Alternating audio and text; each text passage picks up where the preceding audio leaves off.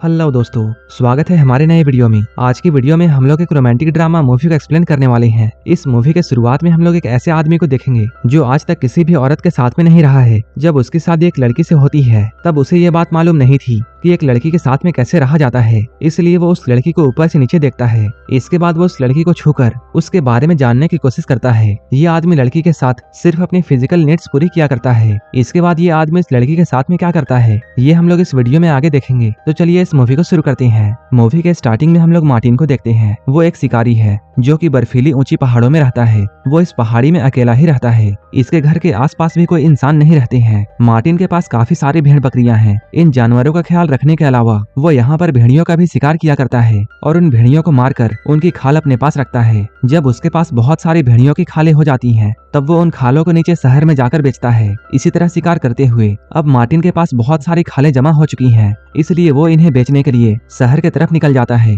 रास्ते में उसे रात हो जाती है, इसलिए वो एक केव में आज की रात बिताता है। इसके बाद मार्टिन फिर से शहर की तरफ निकलता है। शहर पहुंचने के बाद मार्टिन मेयर से मिलता है। मार्टिन इस बार अपने लाए हुए खालों को काफी ऊंची कीमत में बेचना चाहता था। तब मेयर उससे पूछता है, तुमने इस बार दाम क्यों बढ़ा दिए? तब मार्टिन उससे कहता है, इस बार मेरे लाए हुए भेड़ियों की खाल की क्वालिटी काफी अच्छी है। मार्टिन की बातों को सुनने के बाद मेयर उसे पैसे देता है। कुछ देर के बाद बारटेंडर मार्टिन के पास में आता है और वो मार्टिन से कहता है, तुम्हारी उम्र शादी की हो चुकी है, अब तुम्हें शादी कर लेनी चाहिए, क्योंकि अगर कोई लड़की तुम्हारे पास रहेगी तब तुम्हें भी अच्छा लगेगा। लेकिन मार्टिन उसकी बातों पर ज्यादा ध्यान नहीं देता है। अब वो यहाँ से निकलता है। टाउन को पार करते समय उसे एक लड़की पास्कला मिलती है। पास्कला एक विधवा लड़की है, लेकिन पास्कला देखने में बहुत सुंदर है। मार्टिन और पास्कला जब एक दूसरे को देखते हैं तब इन दोनों को एक दूसरे से प्यार हो जाता है। अब ये लोग देखते ही देखते इंटीमेट हो जाते हैं। अब मार्टिन अपने घर में आ चुका है, लेकिन अब यहाँ आने के बाद उसे पास्कला के साथ में बिताए हुए पल बहुत याद आने लगते हैं, जिसके वजह से मार्टिन यह फैसला करता है कि वो पास्कला से शादी करेगा।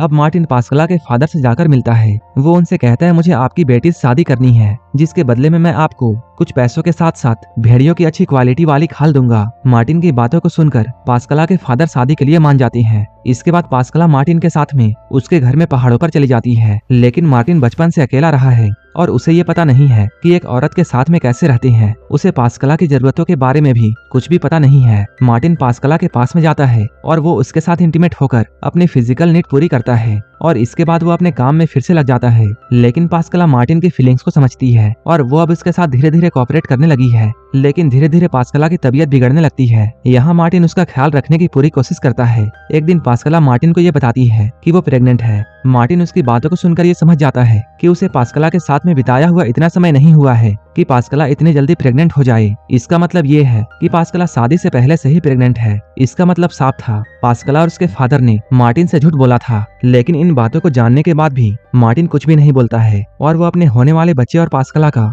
ख्याल रखने का फैसला करता है। यहाँ पर वो अपने बच्चे के लिए एक झूला तैयार कर रहा था। वहीं अब धीरे धीरे पास्कला की तबीयत बहुत बिगड़ने लगी है। उसकी तबीयत इतनी ज्यादा बिगड़ जाती है कि वो अब बेड पर आ चुकी है और अब पास्कला का डिलीवरी का भी टाइम आ चुका है। लेकिन डिलीवरी के दौरान पास्कला की मौत हो जाती है और उसका बच्चा भी मरा हुआ पैदा होता है। मार्टिन ये जानकर बहुत सैड हो जाता है, क्योंकि बहुत वक्त बाद उसे कोई ऐसा मिला था जिसके साथ उसे रहने में बहुत अच्छा लग रहा था। इसके बाद मार्टिन दोनों की बॉडीज को कब्रिस्तान में लेकर जाता है। वो यहाँ आकर गड्ढा खोद रहा था, लेकिन तभी उसे बहुत गुस्सा आने लगता है और यहाँ पर जो पुराने कब्र में स्टैचूज बने हुए थे वो उन स्टैचूज को तोड़ने लगता है। इसके बाद वो इन दोनों बॉडीज को पैक करके पास्कला के फादर के पास में जाता है और वो उसके पास जाकर ये बोलता है, तुमने मुझे पहले से ही प्रेग्नेंट लड़की दी है और तुम्हारी बेटी बीमार थी, तुमने मुझे ये बात भी नहीं बताई। पास्कला के फादर अपने सारे गुनाहों को बड़े आराम से कबूल करते हैं और वो कहते हैं, मैंने अपनी बेटी की शादी तुमसे इसलिए की थी क्योंकि तुम दोनों साथ में इंटीमेट हुए थे और मुझे ऐसा लगा मेरी बेटी जो पहले से ही प्रेग्नेंट हो चुकी है, अगर उसका बच्चा होगा तब सभी को ऐसा लगेगा जैसे ये बच्चा तुम्हारा है, इससे समाज में मेरी बदनामी होने से बच जाती।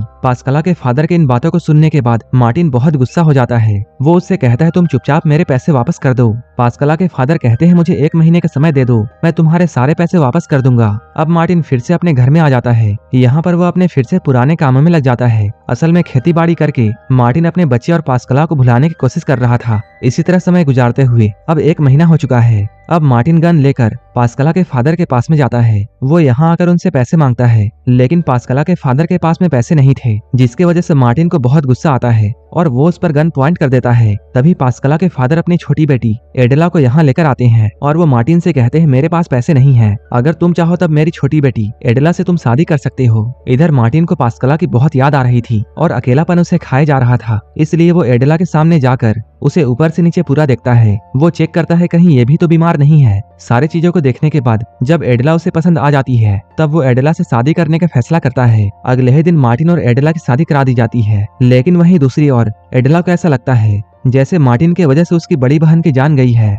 उसे ये बात पता नहीं है कि उसकी बड़ी बहन पहले से ही बीमार थी। इधर मार्टिन एडेला को अपने घर ले जाने की तैयारी कर रहा था, तभी एडेला के पास में उसके फादर आकर ये कहते हैं एडेला तुम मुझे माफ कर दो, क्योंकि मैंने तुमसे बिना पूछे मार्टिन से तुम्हारी शादी कर दी। यहाँ पर वो कुछ जड़ी बूटी एडेला के हाथों में देते हैं और वो कहते हैं अगर तुम्हें ऐसा लगे कि तुम मार्टिन के साथ में नहीं रह सकती हो तब तुम इन जड़ी बूटियों को खा जाना। असल में फादर एडेला को जहर दे रहे थे ताकि अगर फ्यूचर में मार्टिन के साथ में एडेला को अच्छा ना लगे तब वो जहर खाकर अपनी जान दे सकती है। अब मार्टिन एडेला को लेकर पहाड़ों में जाता है, लेकिन एडेला के लिए ये सफर आसान नहीं था। मार्टिन इस सफर में उसकी बहुत हेल्प करता है। अब ये लोग घर में पहुंच चुके हैं। अब मार्टिन फिर से अपनी पुरानी आदत शुरू करता है। वो एडेला के पास में जाता था और अपनी फिजिकल नीड पूरी करता था। वो एडेला से बिना पूछे उसके साथ इंटीमेट होता था और इंटीमेट होने के बाद वो अपने कामों में लग जाता है। मार्टिन को अभी भी ये बात पता नहीं है कि एक औरत के साथ में कैसे रहते हैं। वहीं दूसरी ओर एडेला को मार्टिन से बहुत नफरत है और उसकी नफरत बढ़ती ही जा रही थी, क्योंकि मार्टिन उससे कोई भी बात नहीं करता है, जबकि एडेला को ऐसा लगता है मार्टिन ही उसकी बहन का हथियारा है, जिसकी वजह से अब धीरे धीरे एडेला उसे अपना दुश्मन समझती है। एक दिन मार्टिन एडेला से ये कहता है मैं 4 दिनों के लिए शहर जाऊंगा,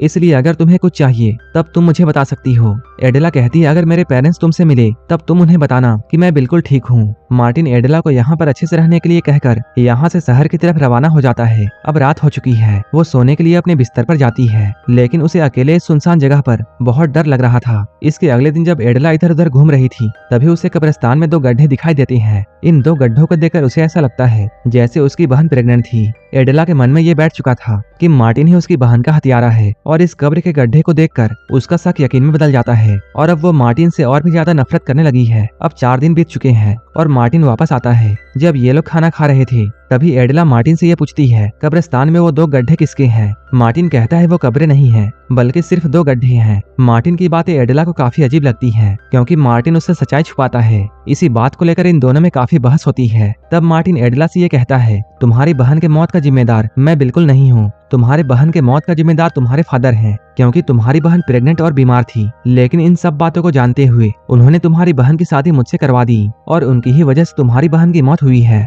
लेकिन एडेला को उसकी बातों पर विश्वास नहीं होता है और उसे तो ऐसा लगता है जैसे मार्टिन ने ही उसकी बहन को मारा है। एक दिन एडेला को ये मालूम चलता है कि वो प्रेग्नेंट हो चुकी है, लेकिन इस खबर को जानने के बाद वो कुछ ज्यादा खुश नहीं है। एडेला जब ये खबर मार्टिन को बताती है तब मार्टिन को काफी अच्छा लगता है, क्योंकि अब फाइनली मार्टिन का बच्चा होने वाला है, जिसकी वजह से वो बच्चे के लिए एक नया झूला तैयार करने लगता है। अब वो एडेला का बहुत ख्याल रखता है। अब मार्टिन एडेला से बहुत प्यार करने लगा है, लेकिन इधर एडेला के लिए मार्टिन बस उसकी बहन का हथियारा है, क्योंकि एडेला को ऐसा लगता है जैसे मार्टिन ने उसकी बहन और उसके बच्चे को मारा था वैसे ही मार्टिन उसे भी मार देगा। लेकिन तभी उसे याद आता है कि उसके फादर ने उसे कुछ जड़ी बूटियां दी हैं। इन जड़ी बूटियों को वो धीरे धीरे मार्टिन के खाने में मिलाने लगती है। मार्टिन इस दवा को खाता रहता है और धीरे धीरे उसकी तबीयत खराब हो जाती है। इसी बीच एक दिन मार्टिन शिकार करने के लिए जाता है। अब मार्टिन पहले से काफी कमजोर पड़ चुका है। यहाँ पर मौका देखकर एडेला यहाँ से भागने का डिसाइड करती है। वो जंगल की तरफ भागती है, लेकिन उसका पैर मार्टिन के बिछाए हुए ट्रैप पर फंस जाता है, जो कि मार्टिन ने जंगली जानवरों को पकड़ने के लिए बिछाया था। लेकिन एडेला का पैर इस ट्रैप में पड़ चुका था, जिसकी वजह से उसके पैर में बहुत बड़ा घाव हो जाता है। एडेला जैसे तैसे अपने ट्रैप को खोलकर यहाँ से आगे बढ़ती है, लेकिन लंगड़ाने की वजह से वो ज्यादा तेज अब नहीं चल पाती है और जंगल में ही कहीं गिर जाती है। जैसे ही मार्टिन घर पहुँचता है तब उसे एडेला नहीं मिलती है। इसके बाद उसे एडेला की फिक्र होने लगती है। मार्टिन एडेला को जंगल में चारों तरफ ढूंढता है। तब एडेला उसे जंगल में काफी कमजोर हालत में मिलती है। मार्टिन उसे घर लेकर आता है। वो देखता है एडेला के पैरों में काफी बड़ा चोट हो चुका है। इसी बीच मार्टिन को ये पता चलता है कि एडेला का मिस कैरेज हो चुका है, यानी कि एडेला जो भाग करके गई और यहाँ से जाने के बाद जंगल में गिर गई, जिसकी वजह से उसका बच्चा अब इस दुनिया में नहीं है। लेकिन मार्टिन इसके बारे में एडेला को कुछ भी नहीं बताता है। मार्टिन अब एडेला का बहुत ख्याल रखता है। वो उसका इतना ख्याल रखता है कि एडेला के पैरों का चोट बहुत जल्द ही ठीक हो जाता है। लेकिन एडेला को अभी तक पता नहीं है कि उसका मिसकैरेज हो चुका है। इसी बीच एक दिन उसे ये पता चलता है कि उसका बच्चा अब इस दुनिया में नहीं है। इसके बारे में वो मार्टिन को बताती है, लेकिन मार्टिन को इसके बारे में पहले से ही पता था, जिसकी वजह से वो कुछ खास रिएक्शन नहीं देता है। मार्टिन को अब ये पता है कि एडेला उसके साथ रहना नहीं चाहती है,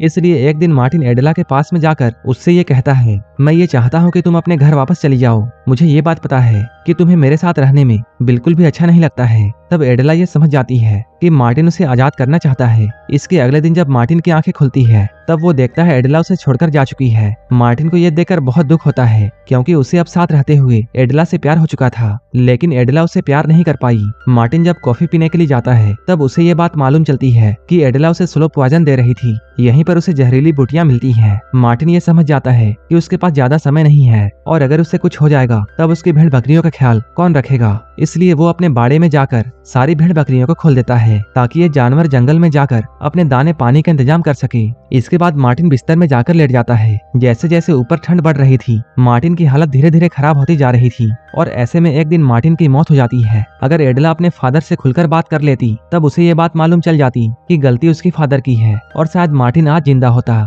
मार्टिन बचपन से ही शिकारी था, जिसकी वजह से उसने किसी के साथ भी समय नहीं गुजारा था, इसलिए उसे ये बात मालूम नहीं थी कि एक औरत के साथ में कैसे रहा जाता है। लेकिन वो चीजों को सीखने की कोशिश कर रहा था। मार्टिन के यहाँ पर कोई गलती नहीं थी, बल्कि गलती तो एडेला की थी, जिसने मार्टिन को जरा भी नहीं समझा और ना ही अपने आसपास की चीजों को समझने की कोशिश की। ये मूवी यहीं पर खत्म हो जाती है। ऐसे ही मूवीज के लिए आप हमें टेलीग्राम और इंस्टाग्राम पर फॉलो कर सकते हैं, जिसका लिंक डिस्क्रिप्शन में दिया हुआ है। और ऐसे ही मूवीज के लिए आप हमारे चैनल को सब्सक्राइब कर लेना। तो मिलते हैं हमारे नेक्स्ट वीडियो में।